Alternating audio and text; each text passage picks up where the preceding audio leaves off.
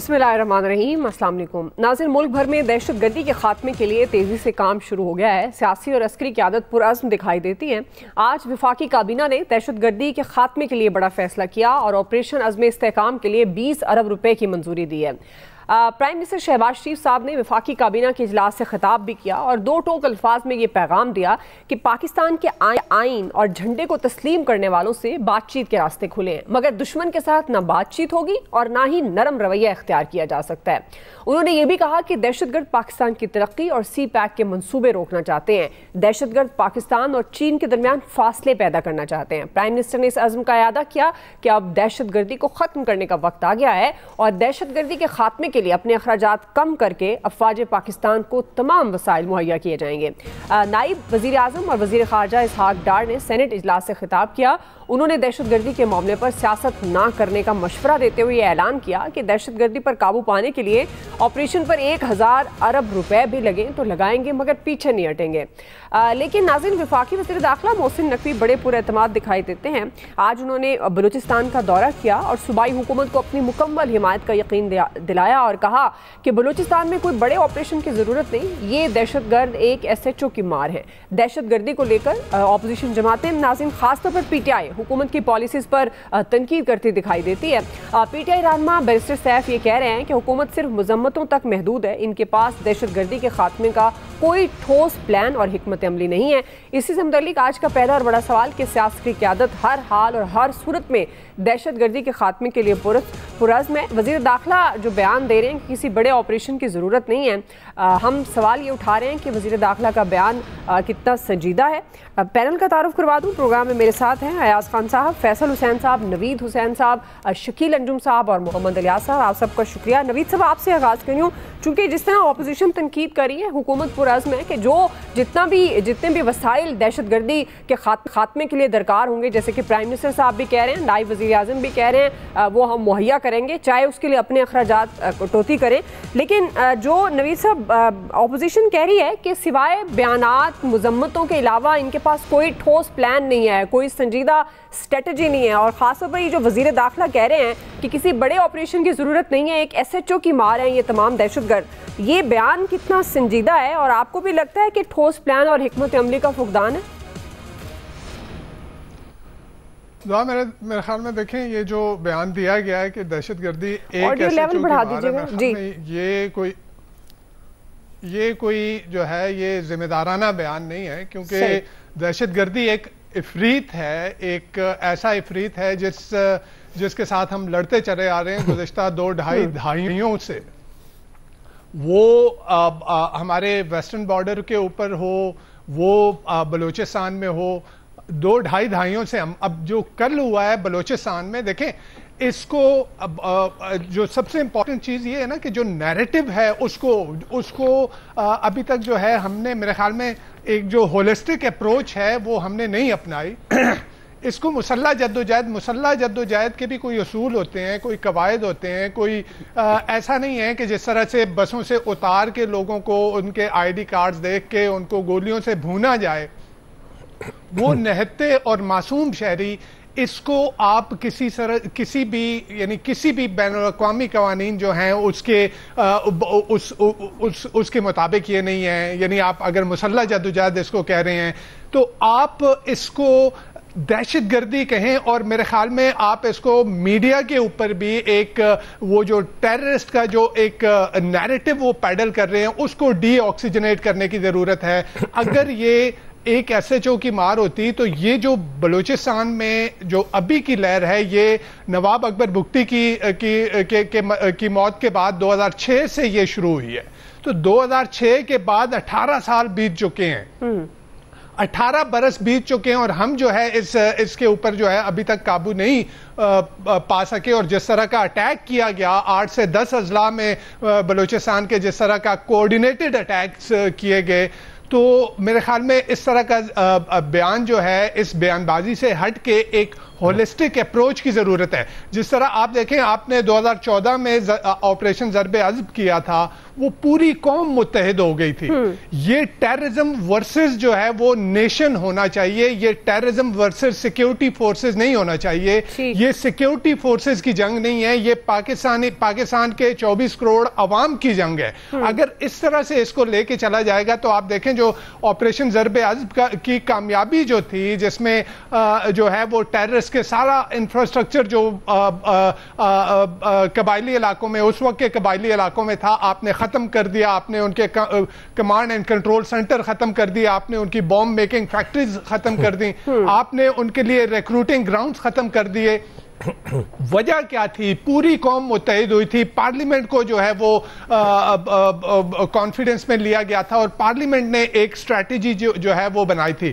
اب بلوچستان میں دیکھیں, بلوچستان میں مسئلہ کیا ہے. بلوچستان میں فٹس اینڈ سٹارٹس میں ہماری اسٹریٹجی رہی ہے. آپ دیکھیں پیپلز پارٹی کے دور میں آغاز حقوق بلوچستان کا ایک جو ہے وہ سلسلہ شروع کیا گیا, لیکن پتہ نہیں اس کا پھر کیا ہوا. اس کے بعد نواز شریف صاحب آئے, نواز شریف صاحب نے پرامن بلوچستان کا ایک سلسلہ شروع کیا, اس کا پتہ نہیں کیا ہوا.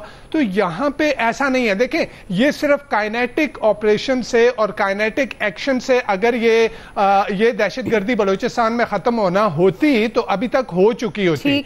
میں جب کہتا ہوں کہ ایک ہولسٹک اور کمپریہنسو جو ہے وہ پلان کی اور اسٹریٹجی کی ضرورت ہے, اس میں آپ کو کائنیٹک اور نان کائنیٹک جہاں جہاں پہ آپ کو بات کرنی ہے, جہاں پہ گریونسز ہیں لوگوں کے, جینوین گریونسز جن لوگوں کے ہیں, ان جینوین گریونسز کو آپ نے ایڈریس کرنا ہے. اس کے لیے اگر آپ کو گرینڈ ڈائیلاگ کرنا ہے تو آپ لائیں وہ نیشنلسٹ پارٹیز, وہ قوم پرست جماعتیں, وہاں کے لوگ, وہاں کی اکیڈیمیا, وہاں کی جو سیاسی پارٹیاں ہیں, ان کو بٹھائیں تو جو جینوین گریونسز ہیں ان کو ایڈریس کریں. جو ریکونسائلیبل ایلیمنٹس ہیں ان تنظیموں میں, ان کو جو ہے آپ قومی دھارے میں لے کے آئیں. ٹھیک ہے, ہم نے دیکھا اس سے پہلے جس طرح کے جو پروسیس شروع کیے جاتے تھے کہ جی فراری آ کے ہتھیار ڈال رہے ہیں, ان کو جو ہے وہاں کے سرداروں نے اپنے مفادات کے لیے, پیسوں کے لیے جو ہے وہ ایکسپلائٹ کیا. تو میرے خیال میں گورنمنٹ کو صرف اس طرح کی باتیں کرنے سے, ایسے پولیٹیکل سٹیٹمنٹ دینے سے کہ جی ایک ایس ایچ او کی مار ہے, ایک ایس ایچ او کی مار نہیں ہے, آپ کو ایک نیشنل سٹریٹجی بنانی ہے جس میں کائنیٹک اور نان کائنیٹک کمپوننٹس جو ہیں ان کو ملا کے جو ہے آپ کو عمل لے کے آنا ہے. یہ بات درست ہے کہ سیکیورٹی فورسز اکیلے کی جنگ نہیں ہے, لیکن یہ بات بھی بالکل درست ہے کہ سیکیورٹی فورسز نے ہمیشہ دشمن کا بہتر انداز میں مقابلہ کیا اور بہت اچھے طریقے سے مقابلہ کیا. لیکن جہاں پر پولیٹیکل ایلیٹ کی بات آتی ہے, ہماری سیاسی حکمرانوں کی بات آتی ہے, سیاسی جماعتوں کی بات ہوتی ہے, تو بلوچستان اس حوالے سے بہت ساری چیزوں کا شکار رہا ہے. تو آپ کو کیا لگتا ہے کہ یہ اب جس طرح کا بیان وزیر داخلہ نے دیا, محض اس لیے دیا کہ ہم کافی سٹرونگ ہیں اور ایک ایس ایچ او جو ہے وہ تمام دہشت گردوں سے نمٹ سکتا ہے, یا آپ کو بھی لگتا ہے آلدو یہ بات ہونی تو نہیں چاہیے اپوزیشن کی طرف سے بھی ایسے موقع پر, لیکن آپ کو بھی واقعی لگتا ہے کہ واقعی کوئی ٹھوس اسٹریٹجی کی ضرورت ہے اور ابھی فقدان ہے؟ دعا دیکھیں یہ بہت سیریس ایشو ہے. مطلب یہ کوئی شغل نہیں ہے کہ جس میں جو مرضی آپ بات کر لیں آ کے. آج دو لوگوں کی گفتگو سن کے یقین کریں مجھے مرزا اسد اللہ خان غالب بہت یاد آئے. حیران ہوں کہ روؤں دل کو یا پیٹوں جگر کو میں, مطلب میری وہ حالت ہوئی. ایک تو محسن نقوی صاحب کا, آپ نے وزیر داخلہ ہیں اس ملک کے, چیئرمین پی سی بی, تو چلیں ایک وقت سائٹ پہ رکھ دیتے ہیں کہ وہ کہہ رہے ہیں کہ جی ایک ایس ایچ او کی مار ہے, کسی بڑے آپریشن کی ضرورت نہیں ہے. دوسرے انوار الحق کاکڑ صاحب, اب یہ دونوں کو ذرا دیکھیں کہ کتنے بڑے لوگ ہیں. انوار الحق کاکڑ صاحب سینیٹر تھے, پھر وہ ایک سٹیج پہ چیئرمین سینٹ بننے کے قریب تھے, پھر وہ نگراں وزیر اعظم بنے اس ملک کے, پھر سینیٹر بن گئے ہیں. اور وہ کیا کہہ رہے ہیں, وہ بھی بڑی غور طلب بات ہے. وہ کہتے ہیں کہ آدھے سے زیادہ پاکستان جو ہے نا وہ لا انفورسمنٹ ایجنسیز کو ولن سمجھتا ہے, اور اس طرح سے تو وہ قابو نہیں پا سکتے دہشت گردی پہ, ان کو پہلے ہیرو بنانا پڑے گا. تب یہ ایک ایسے, وہ خود کو دانشور بھی بہت بڑا سمجھتے ہیں نا. مجھے اس لیے زیادہ افسوس ہوا ہے کہ وہ بات کیا کر رہے ہیں. وہی ہمارا تو سارے انحصاری لا انفورسمنٹ ایجنسیز پہ, ہم تو یہ سمجھتے ہیں وہ ہیں تو ہم سکون کی نیند سوتے ہیں. وہ یہ کہہ رہے ہیں کہ جی آدھا سے زیادہ پاکستان. مجھے سمجھ نہیں آتی کہ آپ کی عقل کہاں گئی بھی تھی یہ جب آپ بات کر رہے تھے, کیونکہ وہ زیادہ بڑے دانشور بھی نا. محسن نقوی صاحب بھی آپ دیکھ لیں کہ وہ نگراں وزیر اعلیٰ بنے، اس کے بعد ابھی وہ نگراں وزیر اعلیٰ تھے تو وہ چیئرمین پی سی بھی بن گئے، پھر وہ سینیٹر بھی بن گئے اور وزیر داخلہ بھی بن گئے. مطلب اس طرح کے لوگوں کے ہاتھ میں اگر چیزیں ہیں، انہوں نے قابو پانا ہے ان چیزوں پہ، تو I'm sorry، یہ مجھے مایوسی ہوئی ہے. میں مطلب میرا یقین جو تھوڑا بہت تھا وہ بھی آج متزلزل ہوا ہے کہ اس طرح کے لوگ کیسے چیزوں کو کریں گے. محسن نقوی صاحب سے بڑی اچھی یاد اللہ رہی ہے، یہ بات نہیں ہے، لیکن آپ جس منصب پہ ہیں اس کے تقاضوں کے مطابق بات کریں بھائی. ایک طرف آج فیڈرل کیبنٹ 20 ارب روپے کی منظوری دے رہی ہے، جو ECC نے منظور کی تھی بیسیکلی، اس کو انہوں نے انڈورس کیا ہے کہ ہم، اور یہ کہا جا رہا ہے کہ جیسے اسحاق ڈار صاحب کا آپ نے ذکر کیا کہ 1000 ارب بھی لگے گا تو ہم لگائیں گے. بالکل لگانا ہے ہم نے، اور مطلب ظاہر ہے یہ ہمارے سروائیول کی جنگ ہے. ہم یہ کیسے آرام سے لیم ڈک بیٹھ کے بن کے دیکھ سکتے ہیں کہ جی وہاں دہشت گردی ہوتی رہے، وہاں جو مرضی کریں وہ لوگوں کو ماریں. ایک چیز البتہ میں اپیل کرنا چاہوں گا اپنے پاکستانیوں سے، آپ جو کیمپین ایک سوشل میڈیا پہ یہ بلوچ ورسز جو پنجابی بنی ہوئی ہے، خدا را یہی تو مقصد ہے دہشت گردوں کا، اور کیا مقصد ہوتا ہے؟ وہ ڈیوائیڈ ہی تو پیدا کرنا چاہ رہے ہیں. تو اس لیے ان کو سرفراز بگٹی کی کل کی بات وہ پھر میں انڈورس کروں گا کہ یہ پاکستانی تھے جن کو مارا گیا وہاں پہ بلوچستان میں، جن کو شہید کیا گیا، یہ پاکستانی تھے. ان کو کوئی اور رنگ خدارہ نہ دیں. اس کو دینے کا مطلب یہ ہوگا کہ ہم ان دہشت گردوں کے ہاتھوں میں کھیل رہے ہیں. وہ جو چاہ رہے ہیں اس ملک میں ڈیوائیڈ پیدا کرنا، وہ ہم اس کو سپورٹ کر رہے ہیں. تو میری یہ اپیل ہوگی کہ خدا کے لیے یہ کام نہ کرے. باقی نویز صاحب نے بالکل ٹھیک کہا ہے، وہ جس طرح کے آپریشن کی ضرورت ہے، جس طرح کی اسٹریٹجی کی ضرورت ہے، وہ اس کو اس لیول پہ نظر نہیں آ رہی. آئی ہوپ کہ وہ جلد نظر آئے گی اور پھر ہم اس کے ریزلٹس بھی دیکھیں. صحیح بالکل. فیصل صاحب، تو یہ اسٹریٹجی بنانے کے لیے تو پولیٹیکلی ایک جو ہم بات بار بار پہلے معیشت کو لے کر کرتے تھے، لیکن دہشت گردی کے لیے بھی بڑا ضروری ہے کہ یہ سیاسی جماعتوں کے لیے ایک ساتھ بیٹھیں. کم از کم جو اسٹیٹ کے ایشوز ہیں ان پر تو یہ ایک ساتھ ان کو بیٹھنا چاہیے. تو جب پولیٹیکلی استحکام ہمیں نظر نہیں آتا، ایک نئی حکومت بنی اس پر بھی بہت سارے سوالیہ نشان ہیں، تو اس ساری سچویشن میں یہ سیاسی جماعتیں، کیونکہ اب دیکھیں نا، اب ایک اگر حکومت کوئی کام کرنے کے لیے نکلتی ہے تو اپوزیشن اس پر سوال اٹھاتی ہے، ان کو لگتا ہے کہ ان کے پاس کوئی اسٹریٹجی نہیں. تو کیا آپ کو لگتا ہے یہ جو پالیسی نویز صاحب بات کریں، ایاز صاحب بات کریں، وہ بنتی ہوئی دکھائی دے رہی ہے؟ وہ واقعی یہ بات صحیح ہے، ایک نیشنل ایکشن پلان کی تو ضرورت ہے جس پر تمام سٹیک ہولڈرز متحد ہوں. فیصل صاحب، دیکھیں، تشخیص کی ضرورت ہے. سب سے پہلے مسئلے کی تشخیص کی ضرورت ہے. اگر آپ تشخیص صحیح نہیں کریں گے تو آپ کبھی بھی درست حل تک نہیں پہنچ سکیں گے. اگر آپ معمولی دانہ ہو جائے آپ کے جسم کے کسی حصے کے اوپر اور وہ کسی آپ نااہل اور نالائق ڈاکٹر کے پاس چلے جائیں تو وہ اس کے اندر اس کی نااہلی میں اتنی طاقت ہوتی ہے کہ اس دانے کو جو ہے وہ کسی ناسور میں اور کسی کینسر میں تبدیل کر دیں. ہمارا مسئلہ یہی ہے. جو ایاز صاحب بات کر رہے ہیں وہ بالکل درست بات کر رہے ہیں کہ بھائی جن لوگوں کے ہاتھ میں معاملات ہیں وہ کس سمت میں جا رہے ہیں. مطلب اس ملک کا وزیر داخلہ ایک بات کہتا ہے کہ وہ پورا جو وہاں کی دہشت گردی ہے وہ ایک SHO کی مار ہے. دوسری طرف وفاقی حکومت جو ہے وہ وہاں کے لیے آپریشن کے لیے 20 ارب روپے منظور کر رہی ہے. آپ کا وزیر خارجہ کہتا ہے کہ 1000 ارب بھی خرچ کرنے پڑیں گے تو ہم وہ خرچ کریں گے. یہ جو تفاوت ہے، یہ جو فرق آ رہا ہے، یہ کیا ہے؟ یہ غیر سنجیدگی ہے.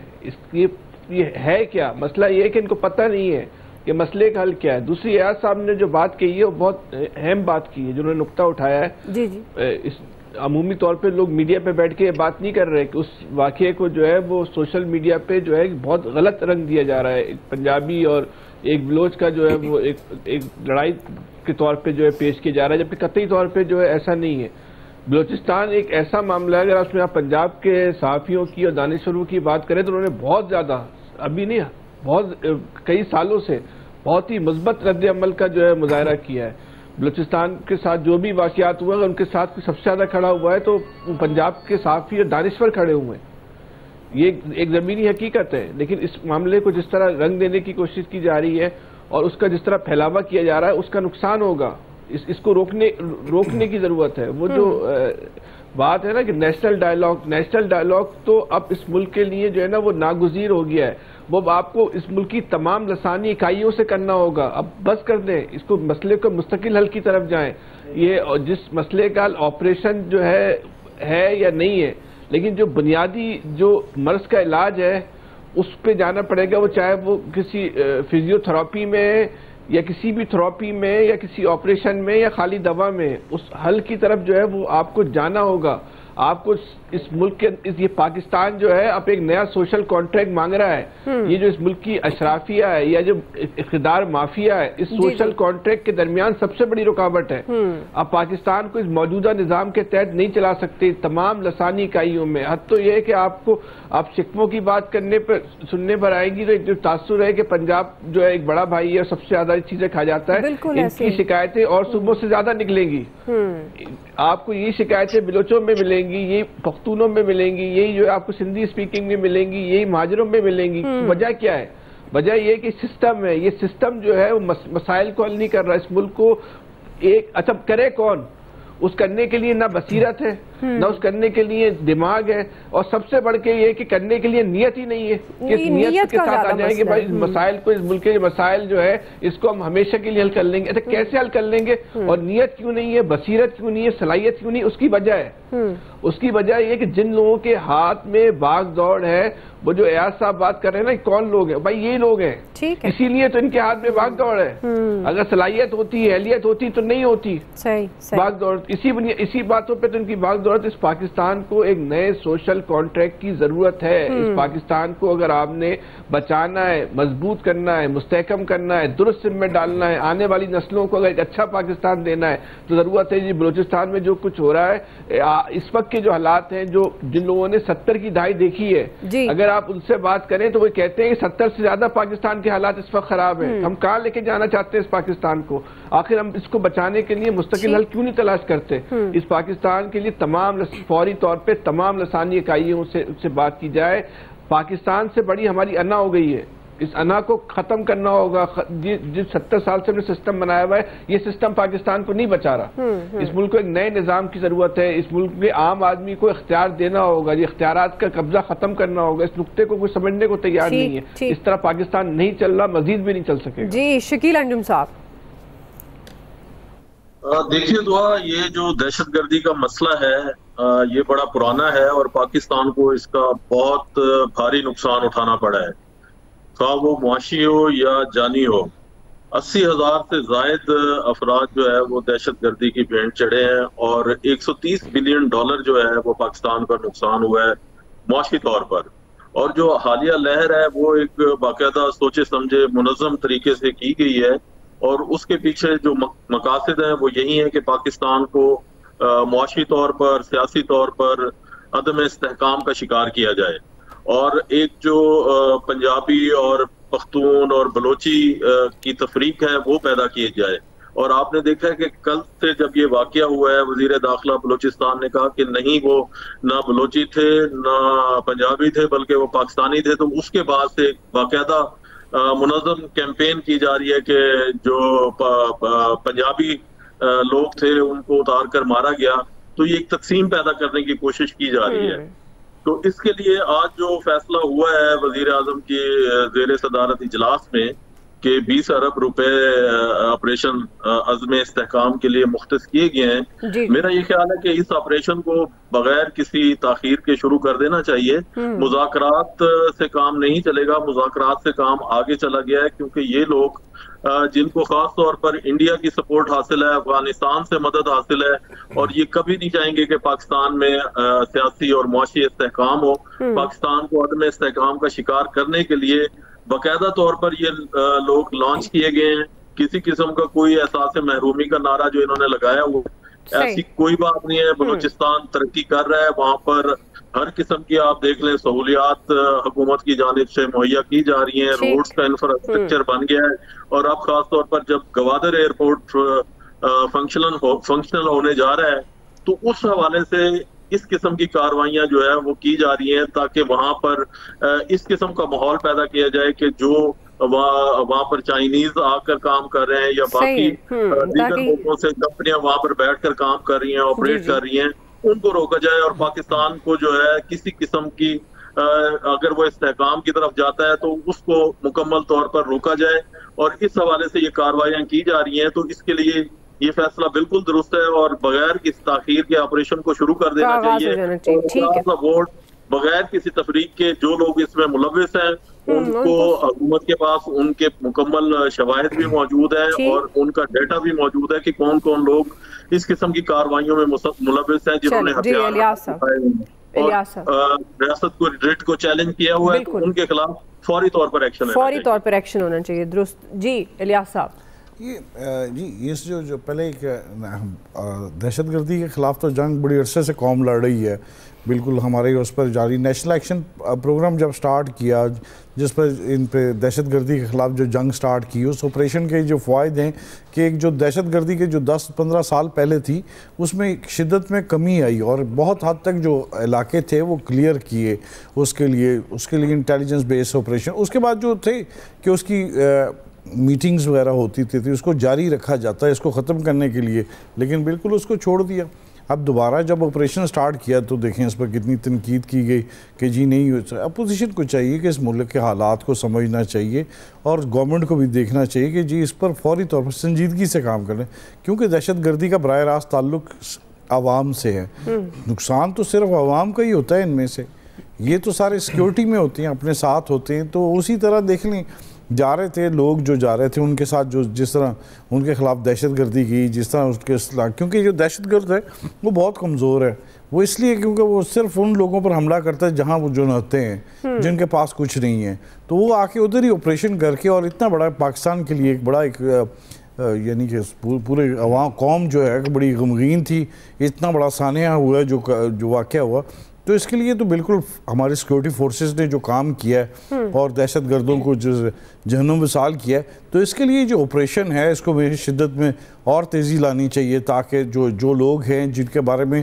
انہوں نے آئیڈینٹیفائی کیا ہے اور جو لوگ اس میں ملوث ہیں پہ ان کو کسی صورت میں نہیں چھوڑنا چاہیے، ان کو پکڑنا چاہیے، ان کے خلاف آپریشن کرنا چاہیے، اور اس کے لیے جو آج کیبنٹ نے جو اپروول دی ہے اس پر کافی دیر پہلے دے دینی چاہیے تھی اپروول وغیرہ، اور اس کے لیے پلاننگ وغیرہ، تاکہ اس کو صحیح طرح، کیونکہ یہ آپریشن ہے اس میں آپ نے اپنے بارڈرز بھی دیکھنے ہیں، اس آپریشن میں جو موومنٹ ہے اس میں وہ سارا چیزیں وہ دیکھنی ہے، بلوچستان کا ایریا بہت بڑا ہے، ان کو سب کو پتا کہ رپورٹس وغیرہ ساری آ رہی تھی، جو رپورٹس ہیں جس میں تھا کہ دہشت گردی کا خطرہ ہو سکتا ہے، تو اس کے لیے جو آئیڈینٹیفائی وغیرہ کیے ہوئے تھے، جو پہلے آپریشن تو جاری تھے، لیکن اس کو آپریشن کو بڑے لیول پر اب پھیلانا ہوگا، اس کو دائرہ کار کو وسیع کرنا ہوگا، اور اس میں ہمیں بجائے تنقید کرنے کے قوم کو پورے متحد ہونا ہوگا، کیونکہ یہ ان کے لیے اس پر سیاست نہیں کرنی چاہیے، سیاست کو چھوڑ دینا چاہیے، اور ہماری فورسز پر ہمیں پورا یقین ہے کہ بڑی مضبوط ہیں، اور اللہ تعالیٰ کا شکر ہے کہ وہ ملک کے دفاع کے لیے وہ بالکل ہر طرح اپنی جان سے بھی نہیں وہ گریز کرتے،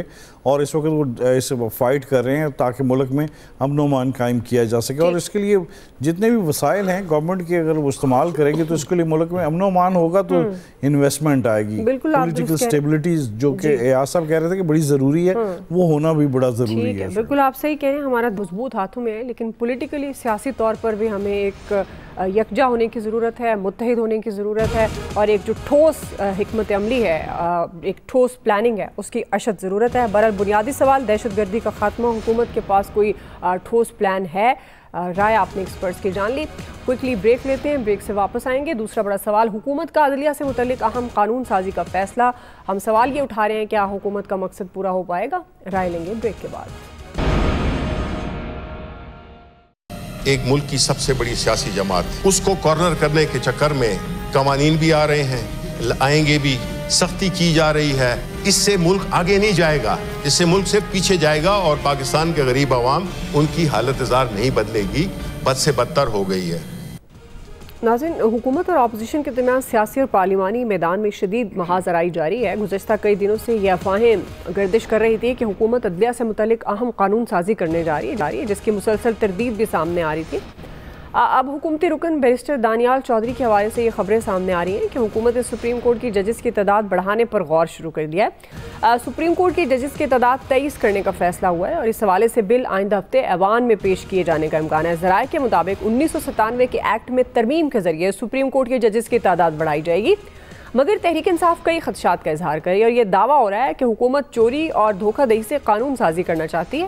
कौमी असम्बली में अपोजिशन लीडर उमर अयूब ने यह ऐलान किया किसी एक्सटेंशन को कबूल नहीं किया जाएगा। इस हवाले से हुकूमत ने किसी किस्म की कोई कानून साजी की तो पार्लियामेंट के अंदर और बाहर शदीद एहतजाज होगा। हुकूमत फौरी तौर पर नए चीफ जस्टिस के नाम का ऐलान करे।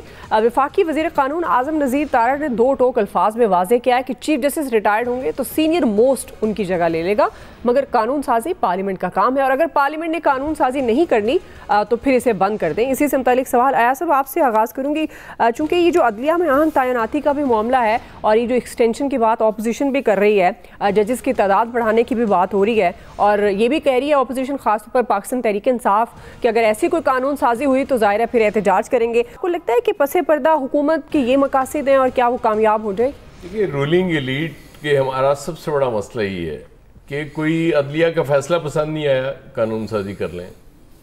इलेक्शन कमीशन को बचाना है, कानून साजी कर लें क्योंकि चीफ इलेक्शन कमिश्नर हमें सपोर्ट दे रहा है। मतलब हर वो कानून साजी होती है जो इनके फेवर में होती है कि जी बस ये हमें किसी तरीके से कोई नुकसान ना हो, हम बच जाएं। इन हालात में आप कैसे तवक्को कर सकती हैं कि कोई बहुत सीरियस मामलात पे कोई गुफ्तगू करते हैं, कोई कभी नज़र नहीं आता आपको, या कहीं ये कोई बहुत ज़बरदस्त स्ट्रेटजी बनाने जा रहे हैं। ये तो बस आते हैं, गपशप करते हैं इस तरह की और वो चार चीज़ें करके निकल जाते हैं। सुप्रीम कोर्ट के जजेस की तादाद अगर बढ़ानी है उस पर तो किसी को एतराज़ हो नहीं सकता ना कि आप देखें जी मुकदमे पायला हुए हैं बहुत, लेकिन फिर वो बात आ जाती है आपकी नीयत पे कि आपकी नीयत ये नहीं है ना कि मुकदमात हमने कम करने हैं, आपकी नीयत ये है कि हमारा चीफ जस्टिस शायद जा रहा है और दूसरा चीफ जस्टिस आ रहा है जो हमारे खिलाफ है। अब रौला ये है कि अगर आइन और कानून के मुताबिक जजेस फैसले कर रहे हैं तो फिर किसी को उससे तकलीफ नहीं होनी चाहिए।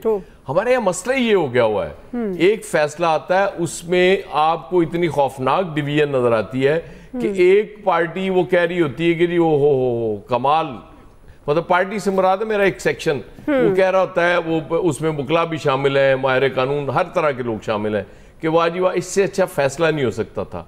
और जिसको वो नहीं पसंद आ रहा होता है वो जजों की जातियात पे उतर आते हैं, उनकी फैमिली की तौहीन हो रही होती है, जजेस की तौहीन हो रही होती है। ठीक तो इन हालात में आप कैसे तवक्को कर सकते हैं कि हम बहुत सारे मसाइल पे काबू पा लेंगे? तो मेरा ख्याल है कि ये चीज़ें वही जो बात है ना, इस सिस्टम ये रॉटन सिस्टम है जी। इसके तहत अगर चीज़ें आप लेके चलेंगे तो अल्लाह माफ़ करे, वो अभी मैं शाजिया मरी का टिकट देख रहा था कि वो महंगाई बड़ी, यूटिलिटी स्टोर्स बंद नहीं होने चाहिए इन हालात में, इनका बस चले, खुदा न खास्ता ये मुल्क बंद कर दें अगर इनका मफाद हो उसका अपना, इनसे कोई तवक्को ना रखें आपकी को बेहतरी हो सकती है। जी नवीद साहब। अच्छा दुआ देखें, एक तो हमने स्टार्ट से देखा जैसे पीडीएम की पिछली गवर्नमेंट थी उसमें भी देखा, और फिर अब ये पीडीएम 2.0 जो है इसमें भी हमने देखा कि जितनी भी कानून साजी हुई है ये हमारे नुमाइंदे हैं, अवाम के नुमाइंदे हैं, पार्लियामान में हमने इन्हें भेजा है मफाद आमा की कानून साजी के लिए, लेकिन अभी तक जो कानून साजी हुई है वो उनके अपने मफादात के लिए, अपने मफादात को प्रोटेक्ट करने के लिए है। और फिर इदारों के अंदर देखें, ये सबसे इंपॉर्टेंट चीज जो खान साहब ने कही कि इदारों को कभी आप उनको धौंस के जरिए दबाना चाहते हैं, उनके खिलाफ जलसों में जो है उनकी तस्वीरें आवेज़ा करते हैं, कभी उनके खिलाफ प्रेस कॉन्फ्रेंसेज होती हैं, कभी उनकी फोन टेप होते हैं, उनके घरों में जो है वो कैमरे लगाए जाते हैं, और कभी जो है उससे दाल नहीं गलती तो फिर इंड्यूसमेंट के जरिए जो है आप जजेस को खरीदना चाहते हैं। इदारों को तबाह किया जा रहा है। देखें अभी अगर आपके अंदर कोई चोर नहीं था तो जो हुकूमती तर्जुमान है उन्होंने तो आखिर तक कह रहे थे कि जी हम कोई ऐसी कानून साजी नहीं कर रहे, कुछ नहीं लेके आ रहे, लेकिन अभी सामने जो आ रहा है तो आइन के आर्टिकल 177, 184 जो है वो आपका चीफ जस्टिस की जो है उसकी तैनाती से रिलेटेड है, 184 जो है वो सुप्रीम कोर्ट की ज्यूरिसडिक्शन से रिलेटेड है, उसके अलावा 193 और 198 में जो है वो तरमीम की जा रही हैं जो कि अब हाई कोर्ट से रिलेटेड है।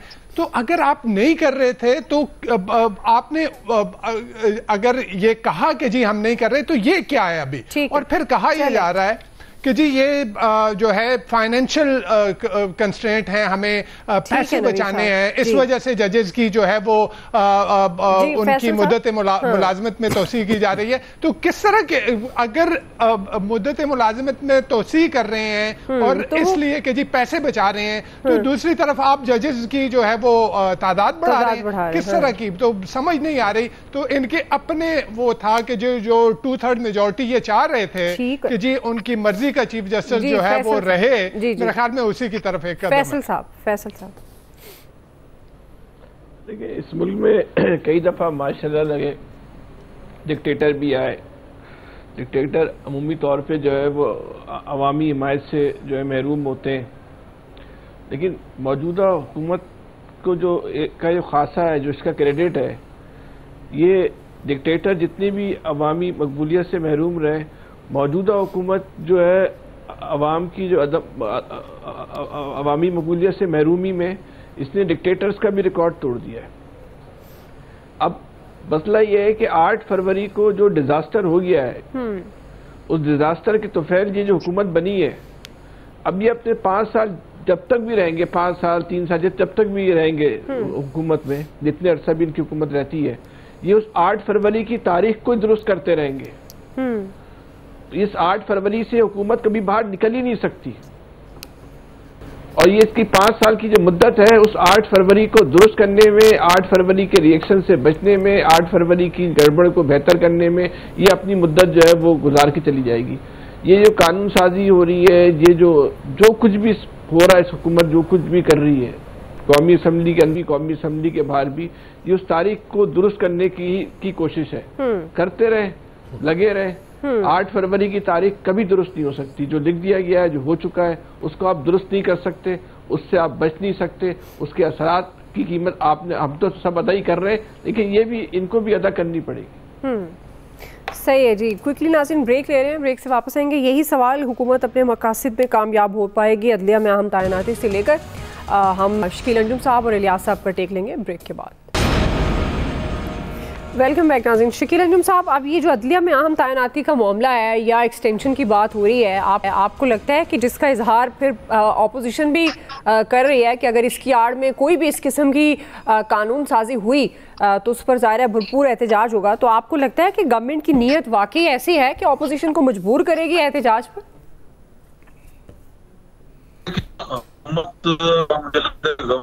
ہوا جو مخصوص نشستوں کے حوالے سے سپریم کورٹ کا فیصلہ آیا تھا, اور حکومت جو 3-4 ترامیم کے حوالے سے سوچ رہی ہے. ایک تو وہ یہ سوچ رہی ہے کہ ججز کی عمر 65 سال سے بڑھا کر 68 ایئرز کر دی جائے, اور اس کے علاوہ جو 96 میں طریقہ کار تھا چیف جسٹس کے لیے کہ 3 ناموں کا پینل آتا تھا, اس کو 3 کی بجائے 5 کر دیا جائے, تاکہ جو حکومت سوچ رہی ہے کہ جو ہمارے حامی ججز ہیں, خاص طور پر محترم جسٹس امین الدین, وہ اگر 5 کا پینل ہوگا تو ان کا نام اس میں شامل آ جائے گا, تو اس طریقہ کار میں چلے جائیں.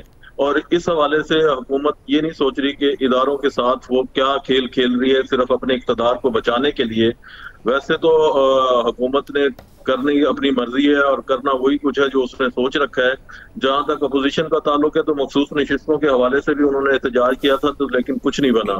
لیکن حکومت کو چاہیے کہ اگر وہ اپنی کارکردگی پر توجہ دے لے تو پھر میرا یہ خیال ہے کہ پھر حکومت کو اس قسم کی ترامیم کرنے کی ضرورت نہیں پڑے گی, اور عوام خود ان کے حق میں فیصلہ دے دے گی.